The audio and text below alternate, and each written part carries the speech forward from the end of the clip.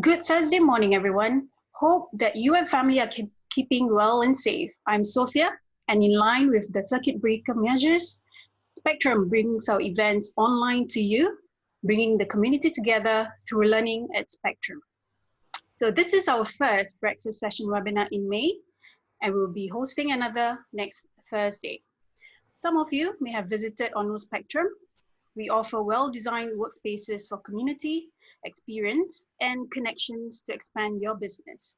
So for today's breakfast session webinar, we are very privileged to hear from Leza Klenk, CEO of Spendless Cosmetics, to share with us on how to start and scale a $1 million e-commerce business. So beauty tech company Spendless Cosmetics is operating in more than 10 countries. So the lady behind its success, Leza Klenk, is an award-winning entrepreneur. She was Singapore's youngest business guru at the age of 28. Her story was featured in the Lady Boss publication. She won 2018's Asia's Greatest CEO 28 awarded by Asia One and URS International. So Leza will share later more about her journey to success as well. So participants, if you have questions, please post them onto the Q&A window. Leza will address them during the session. And over to you, Leza. Thank you very much. Good morning, everybody. Thank you for making the time to join me in this webinar. I'm going to start playing my slides so that it will be visible to everyone as well. Great. Yeah. Okay.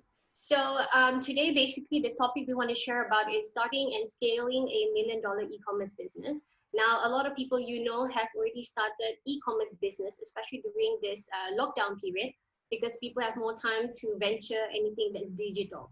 But apart from that, I want to coach you today a little bit about what you need to know when it comes to scaling a business. So I'm going to just turn the video off so that we can focus on the slides, but feel free to ask me questions. I'll be addressing them in between the slides, as well as covering as many questions as I can before the end of my webinar. Okay. So now everybody, I know that some of you have some ideas. Now let me just brief you a little bit about how I got started with my business. Now the company that I'm heading is actually a beauty tech company, which is called Spendless Cosmetics. Now, some of you might have followed me already on LinkedIn, where I share a lot about my business, my entrepreneurship journey, business articles, and motivational postings. But more so, let me tell you a little bit about this business and how I scaled it in a period of less than 4 years. So I am based in Singapore. So one day I decided to start a beauty e-commerce business. Before that, just a little back into my past, I started a business. I started entrepreneurship when I was 27, very much later in my 20s. And after I became a mother of 3 children. So I thought one day that I want to earn something. Everybody's on social media selling something. I want to earn extra income for my family. And that's how everything got started. I don't have a bachelor degree, although I do lecture in universities nowadays. But I thought to myself that if everybody's taking the opportunity to monetize from technology and social media, so I started my first business selling hair clips. I started my first e-commerce business selling hair accessories for children. And I used social media to build followers, particularly mothers at that time, and start shopping. Now, I come into the mindset I was just going to earn $500, which is actually a very small amount of money, but it was a lot to me considering that I'm a stay-at-home mother. But I'm so surprised that very quickly, as long as you have a community built up, the transaction flow was massive. And within 2 years, we were transacting 100, 200,000 per year. And by 2011, 2 years after that, investors came in and we expanded to also supply physical retail stores like Toys R Us, OG, John Little, Parksons in Southeast Asia at more than 9 countries. So I realized that e-commerce is a very, very booming business. So in 2016, I opened up a beauty tech company, which is in the beauty space. So if you're looking for skincare, hair care, cosmetics, so basically that's what our beauty company does. The only difference with Spendless Cosmetics compared to another beauty company is that Spendless Cosmetics actually contain resellers. That means our company doesn't sell direct to a customer. We're not a B2C company. We're actually B2B2C. But the B in the middle is actually individuals. So our company train, recruits, motivate, and incentivize individuals like stay-home mother, university students to become social media influencers. And because of that, we give them a website where they promote beauty product for our suppliers and they earn cash commission, but they never need to leave house because the supplier does the full drop shipping. So it's a drop shipping model, but it is supported with training as well as equipping and enabling every single one of our resellers with a beauty website. And that went on to 10 countries. So today I'm going to coach you how I build a platform that is sustainable and how I replicate that so that it becomes global. So this is just a little bit of write-up. As you can read on my screen, I took a couple of awards. I lectured universities a fair bit as well, and I spoke at over 100 business summits the last 2 years. Okay, let's start with starting your e-commerce business. Of course, there's the first thing whenever somebody says they want to start a business is that they have to sell something. Obviously, because if we want to make some money, we need to know what we can offer. It could be a service or it could be a product. So if you've been toying about what to sell, how to sell, what to sell, here are some tips that might help you finalize the item that you intend to sell. So if you want to start an e-commerce business, you need to understand the landscape of demand around you. So now there's 3 areas you need to look at. Either number one, you start a business out of passion. For example, you want to start a product that you love doing so much. For example, craft. So you like to do something that's crafty. For example, you like to sew your own bag, example.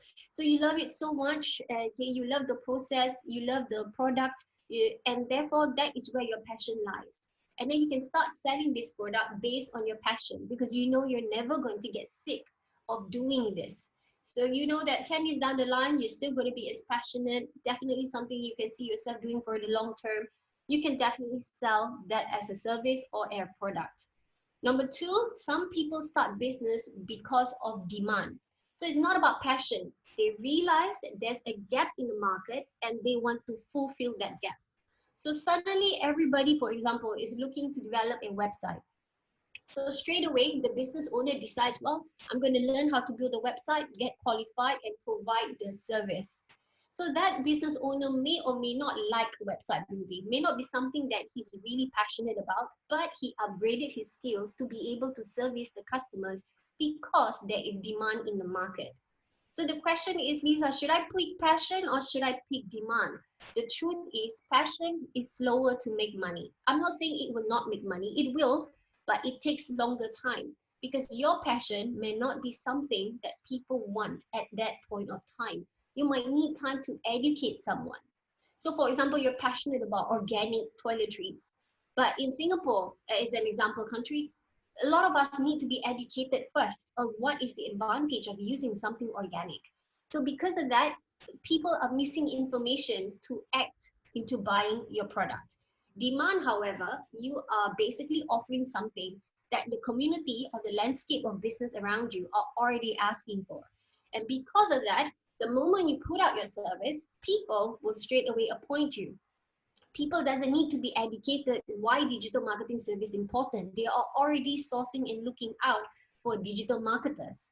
So therefore, demand will turn money faster. But demand change by landscape. So this year, a certain service could be in demand. Next year, might be a different service. So demand could also be a shorter term business, but high revenue generating. Passion could be longer sustainable, which means you can run it for 10 years. But it takes time to build. It takes time to build and earn a sustainable income. So it might be 3 years before you actually earn a very good income by profiting from your passion. Demand, you might earn in 3 days. So, but the best, of course, the jackpot is if you can combine both. The demand is your passion. So if you have a lot of passion, for example, in design, you like design work, and you can do graphic design because you love it, you do e-commerce website design because you love it, you can develop coding. So when your passion is in line with what the market is looking for, then most likely you're going to love your job and you're going to make a lot of money and you're going to run this for a long time, keeping you sustainable, profitable, and high income revenue for years to come. So these are the three things I want you to consider. So if you have already thought of ideas, hey, you know what, Leza, I want to sell cakes. I want to sell cakes. So ask yourself, is this something you're passionate about? Is this a skill you already have, or do you need to upgrade your skill? Is it something that you think you are going to run for the next 10 years? Do you see yourself in the next 2 years even running, baking is every day? Do you see yourself happy in that position? Or, or do you think in the future you're going to expand so that you can outsource it to other people? Demand, is there a lot of people asking for baked goods or cakes or this kind of products in the market? So you want to see whether the community around you. Now the demand, I don't want you to think as a white landscape. You, of course you're going to tell me, but Leza, everybody's looking for a birthday cake. Now the keyword is not everybody, because most likely you are not going to service everybody, because you won't be able to fulfill the demand as a single player. It's always best, not to monopolize a sector. So there will be competitors and the pie of the market will be shared between people. The demand that we're talking about right now is in your immediate landscape. So which means your immediate circle. So your immediate friends, your immediate social network, your immediate physical network. So are these people most likely the people that is going to consider buying this product from you? And if you think about it, okay, I got 10 friends, I surveyed them, I gave them a survey, and about 8 of them said that they're going to buy from me. That means you already have a demand in the landscape of the environment around you. So don't worry about demand of the world. Okay, but Leza, everybody needs digital marketing services. It's not about the world, because you take time to market your business to the world. But if you start a business, you want to earn money as soon as possible. So if you look at your inner circle, your internal network, how many people out of the people you know would most likely want this service or this product? That you can use as a basis to determine whether there is a demand in your current landscape. So after you decide what you want to sell, Leza, I know already, this is what I want to sell. Now I'm going to set up my e-commerce system. So the e-commerce, of course, it's the easiest way to do transaction. Other than e-commerce, some people also set up online inquiry form, landing page. So these are all substitutes. But let's say we talk about a fully fledged e-commerce system, because you want to give your customer a nice shopping experience online. Of course, why online? Obviously, online you have no rental costs. I mean, sustaining a website is far, far cheaper than having a retail store. And secondly, online, what I love so much, it doesn't know boundaries. A physical store, you can only entertain 40 customers a day. But on your website, you'll be entertaining, I don't know, 400 customers while you're asleep. So imagine countries all over the world, anyone with internet access is able to find you on the internet, www, World Wide Web, and start shopping as long as you give them a seamless shopping experience. Now, these are some of the major factors. There could be more factors, there could be less factors depending on your service. So in this case, number one is a well-designed interface. Now, Outlook is very important. Believe it or not, even though we are not superficial, a lot of people are naturally, right? Whenever you see a product that's well packaged, it just appeals to you more than a product that's badly packaged. Whenever you see a product photograph on social media, and let's say a cupcake, and the cupcake was photographed is so well taken, it naturally appealed to you more visually than a photograph of a cupcake, which probably tastes nicer, but was not well taken in terms of picture and lighting. So it's natural for human to be visually attracted to something that looks good.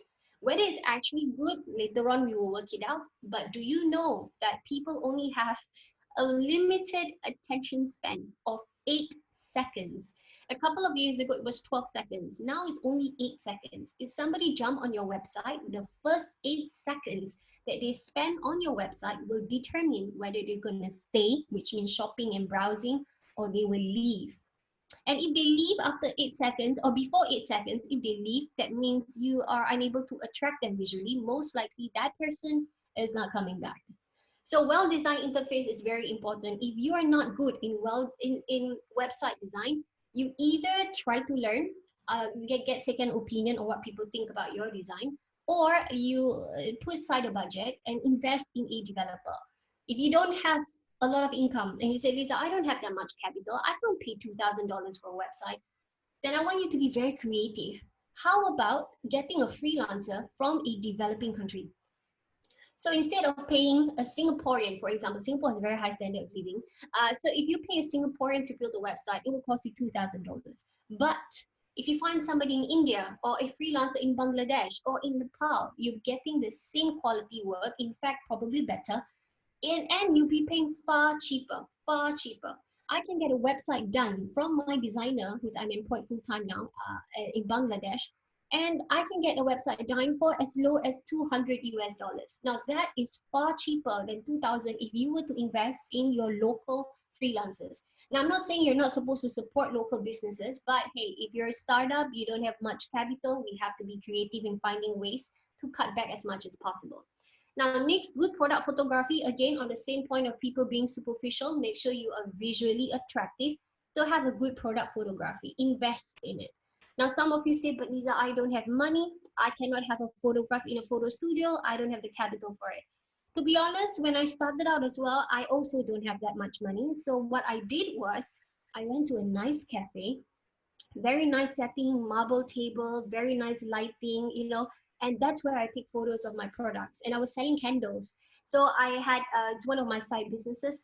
So I had candles arranged on their marble table, bought a cup of tea, a couple of cakes to decorate the table setting. And because of the natural lighting and the ambience and renovation of the entire place, it creates a very nice marketing catalog, photo.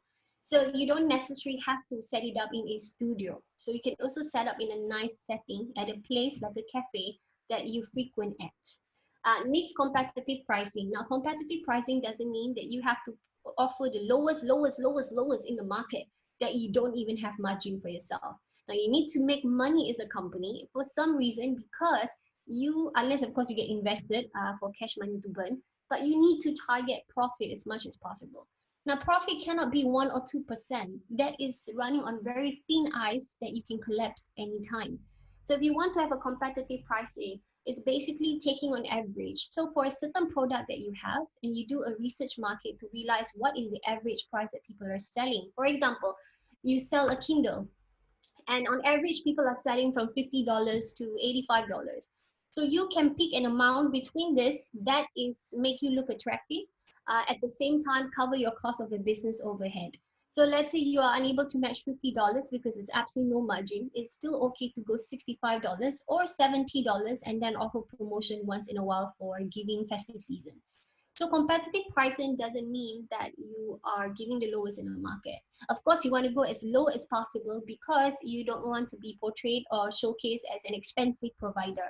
Then nobody wants to shop with you. But you also need to make sure that you have enough margin to sustain your business. Otherwise, you're not going to last very long. Next, easy to order and add to cart. So don't make it complicated. So if people like something, they add to cart, then they proceed to pay. Now, various payment options, it's up to you. Now, various payment options, what I meant is just credit and debit card options. You can have American Express, Masters, or Visa. But if you want to add on extra options like cash on delivery, COD, or bank transfer, just make sure that you are able to handle the administration for that. Because it could be a lot of paperwork if you have 50 customers who pay by bank transfer and you need to check bank statements. Or if it's cash on delivery and people order then change their mind after you send out the dispatch, delivery guy, then you will bear losses. So be smart, try different payment methods and work out what's best for your business. But generally, I personally feel that just having a credit card options, as many as possible, and PayPal as well, would be enough to accommodate to most customers. Various delivery services. Now, when I say delivery services, which means giving people the option to reduce or save costs when it comes to delivery. So for example, if somebody is ordering one product, let's say a lipstick, instead of offering an expensive courier for $5 using a driver, you can always use a rider or a courier company. So therefore, small packages can save money because if somebody's just buying a lipstick, I mean, they're not spending a lot, so they wouldn't want to pay exactly the same amount for delivery services. And also, for example, delivery services in terms of emergency. So urgency ones, 24-hour shipping, 2-hour shipping. Now, the company that does this very well is Amazon. I think you heard about Amazon Prime. So basically, Amazon, you can either have it in 24 hours or you can take the 2-hour service and Amazon delivers to you in 2 hours. I think that what makes them successful in the US and the UK, because obviously Amazon Prime promises next day and Amazon Now promises 2 hours, which is really fast. And people love it. You know, they buy and they know 2 hours later someone's going to ring their doorbell and say, here you go. Customer support, you can always integrate a messenger at the site where people can direct message via the website, or a proper channel where they can raise a ticket or ask you a customer service inquiry, because sometimes people are not sure what they want to buy, so they have a lot of questions. If your service is expensive, for example, your digital marketing service is $500 a month, so these are expensive services, you can expect people to ask you a couple of questions before they decided to engage on paying $500. So because of that, naturally, you need to make it easy for them to contact you and ask questions, so you can clear their doubts on the spot, so that you can strike when the iron is hot, hopefully convert them into customer immediately. And lastly, very popular loyalty reward program. The reason is, of course, to retain customers, hoping that they come back. Not only that, but also refer other people in their network to shop with you. So if somebody's always buying from you $100 every month, investing their money to buy products from you, you might want to consider implementing the loyalty reward program, so people gain points that they can redeem, collect, and redeem another day.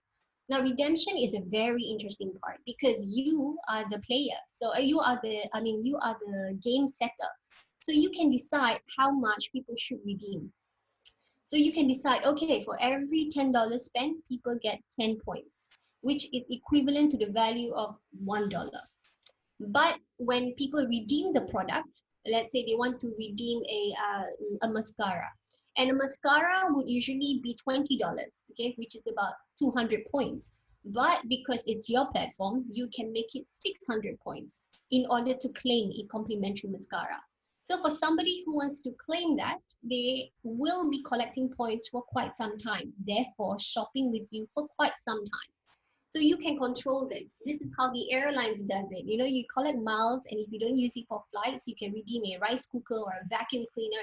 All these are overpriced in terms of points conversion, but also because so that people continue to shop with them to accumulate more points. Next is, of course, social media marketing. This era is very different than the landscape we talked about 20 or 10 years ago. Last time, it's just about pitching. You remember last time how people sell you a service? They knock on your doors. They draw up flyers. They pass flyers on the street, on MRT stations. So it's always about physical contact. But nowadays, it's not physical contact. There are many businesses that have turned millions of dollars without even leaving home, without even meeting a customer. But the reason is because what they did was they focused investments, or they focused time on social media marketing, where they built communities online. Now, I want to give you an example, because a lot of people don't understand what this means. They think that, oh, I just set up a Facebook page and people will follow me, right? It's as simple as that. No, community means there's engagement. That means people don't just like your post or read your post, but people respond to your post. And the reason why people respond is so that it kicks off the algorithm to attract more people to know your brand. If people go to your post and have no reaction, they're not coming back to your page. I'm sorry to disappoint you, but that's the way it is. So how do you build a community online? So I'm going to give you an example. Let's say you run a beauty e-commerce business. You're selling beauty products, skincare. Let's put skincare products. So instead of selling the skincare product on social media, what you're going to do is you're going to set up a community of people who will now, instead of you selling to them, you are sharing information about them. So for example, today I do a video where I share people how to use a face mask. One of the face masks that I sell on my website, I'm going to use it, and then I'm going to show it as a video tutorial to other people how they can use it, and therefore they can get to see live results of how my face look like after I use a face mask. And then people get won over that way. They're engaging, they're asking questions. Wow, that's amazing. I mean, what kind of mask is this? When people ask you that question, that's when you sell, because you know people are going to buy it already. So it's about sharing. So you were selling lipsticks, example. Instead of telling people, hey, buy this lipstick, it's $10 on my website. How about you run a campaign? Hey, here are 10 different colors of lipstick. Why don't you comment which is your favorite color and why? And then people will start commenting and say, oh, I love red, burgundy, and I love nude. And somebody else will say something else. And after that, knowing what they want and what they like, let's say I comment and I said, oh, I really love the red lipsticks. That's my favorite color. So what you can do is you can private message me, or you can straight away reply my comment and say, hey, do you know that we also have a lot of red lipstick on our website that you might like to try? So therefore, it's very personalized. You're not asking me to shop on your site, but you're giving me something that I really like because I told you. So this is community building, high level of social engagement. So you're sharing people tips that they can apply or they can try, but not forcing them to buy. But because they love the fact that you're sharing, they build a bond with you. So in the end, whatever product they want, they rather ask you, or they tell you what they like and you can propose to them and they won't find it offensive. Running surveys to understand the landscape. I know people say data is important, right? People say, oh no, we need to capture data because that's how we plan our marketing campaign in the future. But seriously, trust me, if in the fashion or the beauty business, running surveys doesn't really help. So for example, you run a fashion e-commerce. I mean, running surveys really helps. Data in the past doesn't help. So if you're running a fashion e-commerce business and you're selling clothes, example, and or you're selling bags, and you're asking a land, if you are selling, if you're asking people, if you base on the data, sorry, if you base on the data that let's say the last 1 month, a lot of people has been buying a blue color bag, okay, a blue bag, and that doesn't mean that the following month people will also buy a blue bag. That data doesn't help you to cater the future marketing campaigns. If people have been buying, let's say, 60% of the tops that they buy are in the colors of brown and nude, but that doesn't mean that's what they're going to buy next month. So that data is useless in terms of fashion sense. So the only way to get current data is to ask people currently, what are they looking for? So if you start a new month and you want to do social media marketing, you ask the people, hey, we are coming up with new collection. I was just wondering what kind of colors are you looking out for, to buy this month? And people will comment and say, well, I was looking for something purplish. Oh, I want something black because it's how my wardrobe has always been. Or I like light colors, so maybe like white and beige. And when people give you that answers as current answers, that is information you need. It doesn't matter what color people buy 30 days ago or 60 days ago. What matters is what people will buy 30 days from now and 60 days from now. And to only get this answer, we're not telepathy. We cannot dig into people's brains. The only way to do it is to ask a question. But of course, before you run your surveys and asking questions, you already have to build a community and high level of social engagement. And after that, of course, once you know what people want, because people told you already, now is the time for you to plan your marketing campaigns. So if you know that people want to buy something purplish, so next month you can sell in a set, maybe a purple lipstick with a purple sweater, or a purple skirt with a purple top, or a purple shoe that match a purple bag. So you can come up with this kind of sets that can now attract people because of what they want. And your sales will skyrocket because you give people exactly what they're asking for.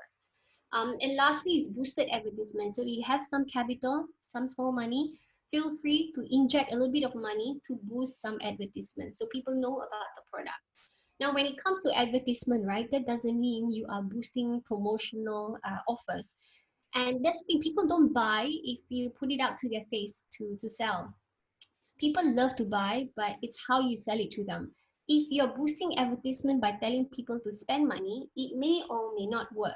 But for example, if you're boosting advertisement, you doing a makeup tutorial and the products that you use to do your makeup tutorial, it's probably more worth it because that ad will reach out to a lot of people who do not categorize that as spam because they want to learn how you do your makeup. And then because of that, they are bonded with your video and most likely will try out the products that you test. So for me, all the sharing content meant to be shared instead of selling are the best to be boosted in terms of money investment. Okay, if you don't want to boost anything at all, it's also okay. There are many businesses that's built up on genuine followers that doesn't even need any capital boost.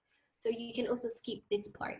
So this is the stage of how you need to consider when it comes to starting your e-commerce business. The next half is going to talk about how to scale it. Starting is easy. Okay, it may not be easy if this is your first business, but I tell you, once you start your first e-commerce business, the next time you start a second one or a third one, it's going to be easier.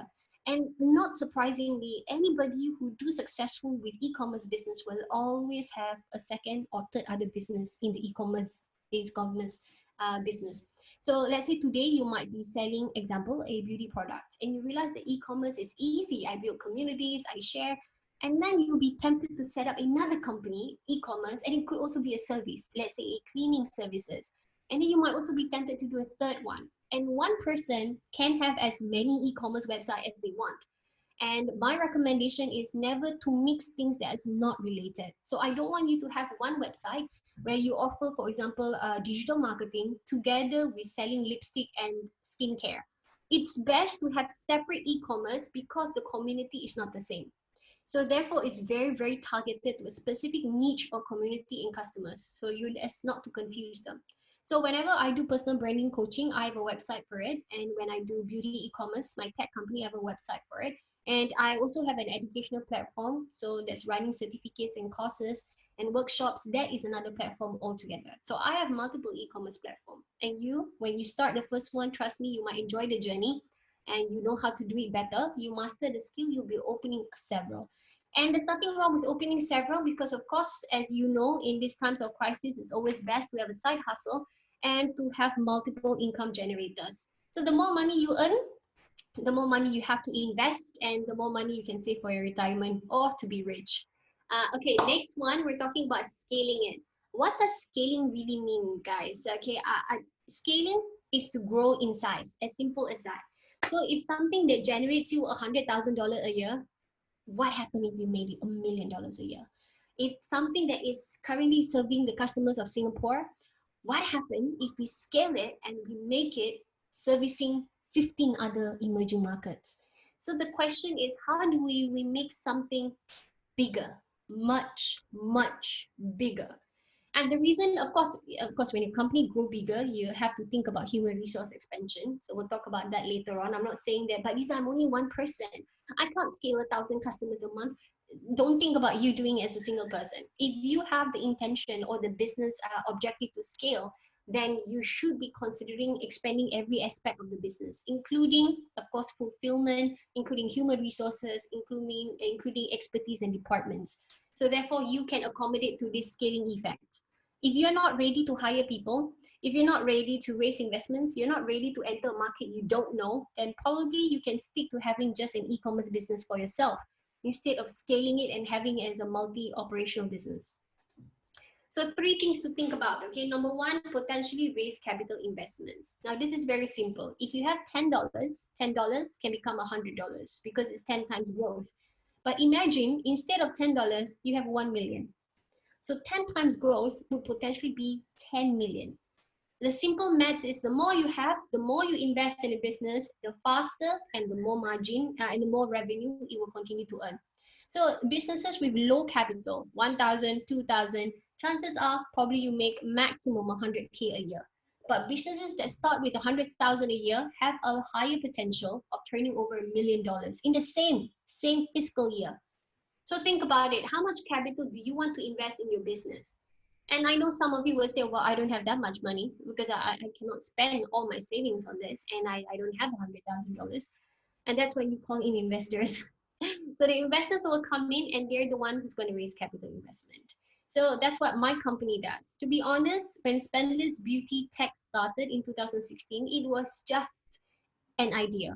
It was a simple platform that has started in Singapore for 4 months, but it's still very limited. We didn't have a lot of capital, so we didn't have as many customers and resellers on the program. However, in April 2016, I met a family office and I told them about this idea about Spendless potentially going global. We can switch all stay-home mothers in the world to become a beauty reseller or a social media marketer. So then they can start promoting beauty products and earn commission and earn income for their family. And that was the idea I told to the family office in April 2016.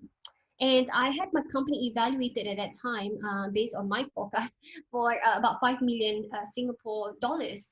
And this family office funded 10%, which is about $500,000.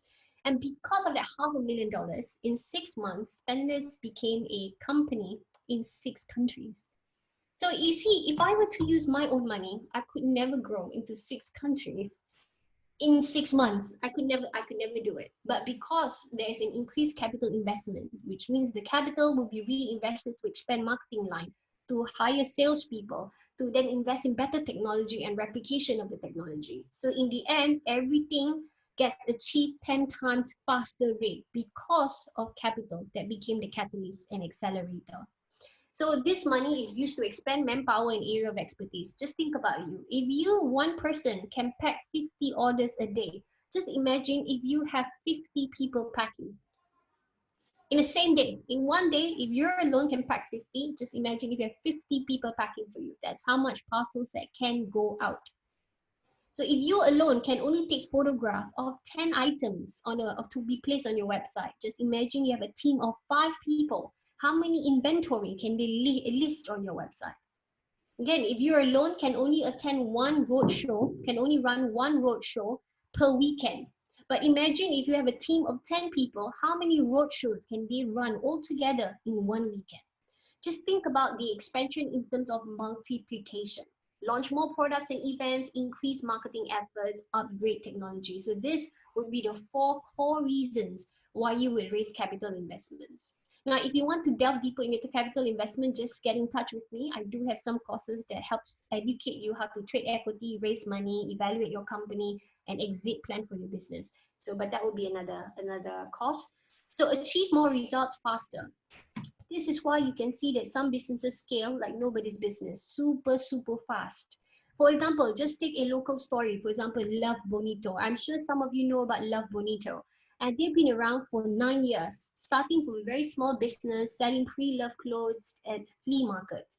But at some point around this 9 years, probably around 3 years ago, they managed to raise millions. And because of that millions, today Love Bonito is in 5 countries with at least 10 retail stores and very well renovated, hiring about 150 employees. How does that happen in a period of 3 years when the 6 years before nothing much happened? It is because of capital investments. Now, again, some of you would think, Leza, I don't want capital investment. It's too much obligation. I just want to run my e-commerce business and earn 100K a year. That's also okay. So it doesn't mean that you have to compete with every big company just because you are in the e-commerce business. You can keep it as low as possible, easy, manageable, whatever that's convenient for you, as long as it remains profitable. You're fine. Okay, there's some people I know who earns good profit, 100K a year, and is happy running it as a partner with his wife or just, alone as a solopreneur. Also okay. So next is penetrating new market. Okay, it's very simple. So we've got a question here later. I'll be answering very soon. Now, penetrating new markets. I tell you, this is the game changer for me. I started my business because I was a stay-home mother and I wanted to earn extra income for my family. And I started our business not knowing how to do a website, and I don't know how to source for suppliers. I don't know what is the competitive price in the market. So you can see that I'm because I was a stay-home mom for 7 years. So you can imagine my business acumen is zero. My whole family is no entrepreneurs ever, and I don't even have a degree. So I was a dropout at college. So because of that, I realized that that's the problem of every mother as well in the world. Every mother wants to start a business, wants to make money from technology, wants to have a website, wants to have inventory, be their own boss, but they don't have the skills. They want to earn extra income like I did. So I went to learn everything. I learned to build a website, social media, and everything. But now that's why I developed Spendless Cosmetics so that other people can generate a website. To make it very easy to understand, okay, this is how my company works. Let's say you're a stay-home mother in Indonesia. And for years, you have been struggling for credit card bills. You have a lot of payment to do and you couldn't go to work because you have children, example. So you just go to Spendless Cosmetics Indonesia. You sign up. And once you sign up, within 30 seconds, you will be given a website personalized to you, integrated to your social media, has your picture, and that has a personalized domain. So now you become a beauty entrepreneur, having a beauty e-commerce platform, well designed, with all the add to cart system and payment methods, all in 30 seconds. That's what my company does. So we turn people to become business owners by owning a franchise or a subsidiary of our business. but we handle everything. It's hassle-free. We ship, we deal with the suppliers, we drop ship the products. So as a reseller, all they need to do is socially market the website to get more sales. And they can log in, check how many sales they get and how many commission they get. So that was the idea, but I was only planning for Singapore because I don't know any other country. I don't travel much, especially not when you have 3 kids. So I was just trying to do it for Singapore mothers. But then when I share about my vision on LinkedIn, especially in 2017, people come to me and said, can we franchise this? And I'm like, what do you mean franchise? People say, can we have the same technology for the mothers in our country? And that's when I thought about it and I said, wow, that is the fastest way to expand. So instead of me, venturing into a country I don't know of, how about I penetrate a new market by franchising, which means I replicate the business. So I have a proper standard operating procedure, how I run the business in Singapore, how I did the marketing in Singapore, and then that becomes the guideline for somebody else to run the exact same model, but personalized to the consumer in their market. So therefore, Indonesia, the website will suddenly become in Bahasa, it will be in Indonesian rupiah, and it will be products from local suppliers in Indonesia, and everything will be for local Indonesian resellers and customers. So somebody in Indonesia franchise my business to then operate it in Indonesia. Do I personally operate it? No, I'm just the headquarters. So what I do is sustain the technology. I replicate the technology for somebody else to pioneer it in their country, and I give them a guideline on how to market. But of course, they can personalize, they can change the guideline because obviously they know their local market better. So my marketing campaign for Singapore may not work for Indonesians. But that is how I got into 10 countries. Actually, at some point, we even expanded up to 16. We cut back a little bit, but now I think we're around 14. Last year itself, I replicate this business and franchise it every month to a new country. We entered Sri Lanka last year. We were in Maldives, Cambodia, New Zealand, Indonesia. So, and we signed for Bangladesh very recently, and we are in talks for the UAE, the GCC region, to take up for Kazakhstan, not Kazakhstan, that is a Central Asia market, also in discussion, but for Bahrain, for Dubai, so Saudi Arabia. So a lot of people love this business model, and then they call me to replicate it, and that's how I make my money. So to be honest, my company can only be the size it is and the value of what it is because somebody loved it and I was open to replicate it. And that's how it just, give birth to many twins. So within 1 month, we enter a country. And this happened for a lot of brands. If you don't realize it, for example, brands like The Body Shop, for example, brands like Starbucks, it's all about replicating, franchising the business, replicate it in another place. You don't have to run it. You can stay as head office, but you only guide your franchise partner who is investing money to now own a piece of a pie for their country. So how do these partners earn from me? They have to pay investment and licensing fee. So they have to put an upfront capital for us to replicate the technology. Again, I don't lose money, so I only earn.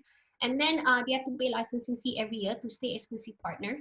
And at the same time, for every profit that they earn in the business, the head office earns 40%. So you can tell that as a lot of money going back to the business without the business actually operating by the CEO at all. So I don't really touch the customers in other countries. I don't really know them in person. I may or may not even be at any events they organize. And they or may never know the CEO as well because it's led by the managing director who is a franchise partner for the business. So that's how I expand my business from something that starts in Singapore into 6 countries when we raised capital funding, and then we went on to replicate and franchise it. Now, replication is money. So the moment people want your brand, which means you are in demand, you have the right to charge them money because you need to house your technology, the server, and to give them support. So because of that, you don't need a lot of investors. Why? Because these franchise partners are technically also investors, but they're investing for operational. So they're not investing for shares, they're investing money so that they can operate in their country and make bigger profit at that time. And a lot of people are looking with capital, let's say they have 10, 20, 30, $50,000, they're looking for business opportunities to franchise. So there's a big market there. Actually, that's the end of my slides, but I have a lot of questions, so I'm gonna answer a couple of questions. Thank you so much. 6 questions to be exact. Okay, the first question, can you share with us a little more about your personal journey and the challenges to get to where? Now, this is lengthy, so I'm going to save you for last, if you don't mind. Okay, next. In your opinion, popular sites like Lazada is a busy marketplace. Are they trying to do too much? That's a very good question. Now, Lazada business model as a marketplace, they're aiming to get the largest inventory. So Lazada carries about 500,000 inventory and some from unverified sellers, and they encounter a lot of problems, okay, because products are not delivered, there have been scams, and then our product is severely delayed, refunds not returned. And I have some fair share of bad experience with Lazada, which makes me completely not shop with them. Because they focus on quantity, they lack quality. And sometimes, remember, they do it not because they are a own business. This kind of company, for your information, guys, Lazada, they are meant for short term, which means less than 10 years, and they are not meant to feed one person. They are a profit of a wide range of investors. So they're about growing fast and growing wide and growing in terms of revenue the fastest possible. So this business, to be honest, if you ask me, it's not sustainable. I believe that after 10 years, they're going to have a problem with traction unless they're pumped with more money, because people will have bad experience since there's too much quantity that the quality is reduced. I rather buy slightly more expensive of a similar product on another website that can give me better service, because that other website is more focused on a selected number of suppliers instead of a big marketplace like this. So that is one. Now the next one. So again, okay, I'm gonna actually go online to answer these questions, so at least you can see me a little bit more personalized. I've stopped the slides anyway. All right, let's get to camera so you can see me. Okay, good morning, everybody. Okay, the next question. How do you check which product or services are in demand at the moment? Now, the best person to tell you these answers are general people in your current circle. So if you can start asking surveys to your friends, to your network, shoot out as many survey forms online, you most likely will get some answers and indication about what people are looking out for. So for example, let's say I run a survey on my Facebook right now, which has about 5,000 friends, and I ask them, how much money do they spend a month on beauty products? And people will say, yeah, I spend $100. Usually I spend on lipstick, a mascara, and some skincare products. So all this information is for you to analyze and therefore plan what kind of product you should sell. So the best answer for people to give you are always people within your immediate circle. If you're based in Singapore, there's no point running a survey for the America, for UK, for Australia, because those landscape of business doesn't affect you. Always look as close as possible to your inner circle, but you still need a wide range of circle. You cannot ask 3 friends and conclude a landscape. You cannot do that. So consider about running a bigger circle. For example, running a survey form multiple times on social media. Join private groups where people are talking about a similar topic in beauty, and run that surveys in private groups on Facebook. So you get more and more people within the same demographic to give you accurate content on what they're looking out for. Now, content can change. So be informed that whatever people tell you today it's not set in stone. It's not forever. So next month, you want to run another survey to find out and be more affirmed about whether the demand is still the same or has changed. What's the most important single advice you would give a newbie who wants to start an e-commerce business? Now, the most single advice I would like to give is to be very patient. I want you to understand that effort that you put in the business is not an overnight success. Nobody has ever achieved overnight success. So therefore, it takes time. So some people give up business after 3 months or 6 months is because they feel they put in effort, but they don't see the results that they want. But also because they have unrealistic goals. So sometimes if you are at a loss of where your business is going towards and whether you're going in the right path, consider a small investment to get a coach to help you get back in direction. So for me, if you want an advice, give time for your business to grow. A business is like a seed. The seed will need, in the beginning, when the seed becomes a plant, you will need to nurture it, okay, with air, with food, with fertilizers, with sunlight. So this is the work that you put in, your harvesting work. But at some point, it will become a plant, the plant will become a tree. And once it becomes a tree, your business doesn't need you. Most likely it goes autopilot. The community will start generating money itself. So the business will start to become easier to run when your plant becomes a tree. And then when you replicate the business, of course, you become a forest because you're replicating the trees, so you have more trees. And that's when you make your $1 million, when you own the forest. So it starts from a seed. The hard work is in the beginning. but it doesn't have to be a long time. It depends on how smart you run it. Next, what do you think about Shopify and Squarespace? Would it not be easier to create an e-commerce store using these platforms rather than hiring a developer and building a website from scratch? Now, Shopify and Squarespace is a very easy B2C platform, which is correct. Now, they have templates, and as long as the template is custom to what you like, it's not a problem. But I have seen people who also use Shopify and Squarespace, but they lack design it's not a skill, they like the design look. So for example, some people doesn't know certain font cannot match with the color. Some people doesn't know that in one page should not have multiple colors. They don't know that in one page, in one website page, you should not have too much photos or too little words, or too much words and too little photos. They don't have this eye for detail, eye for design. Therefore, when you have a developer will help you figure that out. So you might end up paying slightly more or less. To be honest, developer is cheaper than Shopify. Believe me, it's actually cheaper. I hire a developer in Bangladesh and I pay one-time fee, a US $200, and I park it on my server that I pay less than $5 a month. On Shopify, for example, on Squarespace, you can pay 19 US dollars a month up to 60 US dollars a month. And that's way more. So, and some features that I want, for example, a reseller platform. So I want a referral code. Some Shopify and Squarespace, I don't know, but they might not have the plugins specifically to what I want. But if you have a developer, anything you want can be coded. It can be coded. So a developer actually build it from scratch. So think about it. Either pay a one-time website development for $200 to $500 and maintain your server at $5 a month, or pay $60 for the next 5 years trying to sustain your website. So that cost is up to you, how you want to manage. Of course, if you're a developer in Singapore paying $2,000, probably not worth it. But if you know this business is going to last you for the next 5 years, 3 years, 2 years, and you're serious about building it, I suggest use the developer. The business idea requires high capital to begin. Can you share the process of finding investors? Process of finding investors it's not an easy process. It's a complicated process, but it's a doable process. It's very simple. In this case, I'm just going to keep it short. If you want to find investors, number one, you need to have a compelling idea that is sustainable and profitable. Now, investors doesn't want to burn money, so they're looking for profitable business ideas. And secondly, you need to go and find them. So you need to know where the investors lurk around. If you're looking for angel investors, they're the easiest to find. Angel investors are people who are funding their own private money. That means if, let's say, they're executive, they earn 10K a month, most likely they have surplus in their savings, and they would be a potential angel investors. Let's say somebody get a bonus end of the year, a 16,000 bonus. So they're also potentially an angel investors. The good news is angel investors is all over LinkedIn. It's a professional site, and they're looking for business opportunities all the time. You can either go via an investment group, or you can also post your own business idea on LinkedIn, and you might attract a couple of people who want to find out more. But of course, if people register their interest, make sure that you have a business pitch deck to help them understand the flow of how the business is going to grow, how it's going to sustain, or how you're going to exit, and what is the potential forecast that it will grow to become in the next few years. Anonymous, the next one, thanks for sharing the inspiring story and experience. Do you think the same model and strategy will also apply to luxury brands and products? Yes.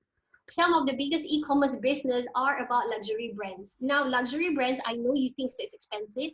Maybe half of us would even spend $5,000 on a bag, but there is a specific group of people, the niche of people who will be willing to spend that. And because they can, lucky for them, okay, they can afford a $5,000 Gucci bag. I can't afford that. So basically, they can spend this. And the good thing about this is people who most likely buy luxury brands are already in a very strong financial capacity to do everything else. A, means they will most likely buy again because they're probably millionaires. And B, they can also switch to become your investors if they like your business model. Why? Because they have money. If somebody can afford a $5,000 Gucci bag from an e-commerce platform and think that you have a potential to grow, that person could be your angel investor suddenly pumping 30,000. And I know a company in Singapore, which is, I think some of you might know this company called Style Tribute. So Style Tribute is an e-commerce platform that actually sells pre-loved luxury products. And their angel investors are their own customers. $300,000 was raised via angel investors who are their customers. 1 million, they raised it via a VC. But so they raised 1.3 million. But 300,000 was actually from their customers. And you know why? Because their customers are rich. Everybody who buys a $5,000 bag most likely is earning, I don't know, 1 million a year. So even if you earn $200,000 a year, you probably won't spend $5,000 on a bag every 3 months, right? So that kind of people is worth to attract. You need to find them deeper. Okay, it's a bit harder to really exclusively filter them in the social network, but they're there. So the effort is worth it. So if you want to enter luxury game, that's a lot of money. Okay, let's go back to the first question, the last one. Can you share with us a little bit more my personal journey, the challenges to get where you are? Now, I want you to bear in mind that a lot of people start a business as a single person, as a person who either is not married or as a person without children. It is not as common for somebody to build a scalable business after they have children. So I always say that mothers pay a different price to be successful, because the challenges that I usually have is, of course, trying to balance out motherhood, especially as I am in that, as well as building a business. And again, not just a business, but a scalable company.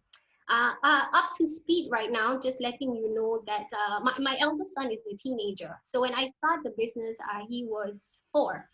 The second one was 2, and the last one was a newborn. So at that time, my family was struggling with finance. So we couldn't make bills end of the month, and we were taking so much loans to sustain our family of 5, which is why I started my first e-commerce business selling hair clips. And then over the years, with investors coming in, I invested in businesses. So I'm also an angel investor. And at the same time, now I run multiple scalable e-commerce business in beauty space, in education, in training and consultancy as well. But my challenge is finding that balance. And I know a lot of people will be telling you that, oh, you have to work 60 hours a week or 80 hours a week when you build a business. I tried that method, and I realized that that's a very, very heavy price to pay for your personal well-being. So my suggestion is always to have a proper time management. And if you feel that you should be giving 8 hours a day for your business, and the rest of the day to do something that enhance your skills, or by taking up a course, or by taking care of your health, or doing sports that makes you happy, you should. What people fail to do is that they invest so much time in trying to build the business in the first 2 years that it wore them down. And remember, business in the first 2 years is challenging. The most challenging years is the first 2 years. If you break through these 2 years, you'll survive 2 decades. It's only the first 2 years of every start of the first business. And because you don't see results instantly, people get demotivated, they get physically worn out, they get mentally drained, they lost a sense of direction, it becomes suicidal, it becomes very depressing, and that's when people close off the idea of running a business. And that is one of my personal challenges in the beginning, because I realized that I had invested so much in my business, in building it, that I lost time with my children. And I traveled a lot in the first 2 years of the first business. And I realized that I don't have to do it anymore. If I plan the foundation right in the first 2 years, I do not have to sacrifice the next 5 years with time as a mother. And I think I did it quite good enough. So the third year onwards, I stopped traveling as much. And I focused on motherhood as much as I do on business. It makes me happy. And when I'm happy, I realize that I build businesses easier. Even if I don't achieve my goal for that day, I'm like, okay, tomorrow I'll just try harder. But I wasn't depressed, or I wasn't sad. So that is my personal challenge. But it may not apply to everybody else. It's just that whenever you start a business, it's not going to be easy, but you are the most important person in the business. You are the driver of the business. So it is not even your investors' interest to see you depressed. So just make sure that you find a balance of what keeps you happy, and always, always lifelong learning, always open to continuous learning. I think that's it. I've answered everybody's question. Thank you so much for asking me. I guess I return this screen back to Sophia. Right, thank you, Leza. Thank you for participating in today's webinar. We hope you bring back new information and knowledge for your business, as well as for personal basis. So please help to complete the feedback form once you exit from this webinar. A big thank you again to Leza Klenk, for your insightful sharing, your wealth of knowledge and experiences. So join us next Thursday for another breakfast session with the co-founder of Give Asia, for those keen to learn more about a new way of giving. So stay safe and well, and see you on our next webinar. Thank you, everyone. See you. Thank you. Thanks, Leza. Thank you. Bye.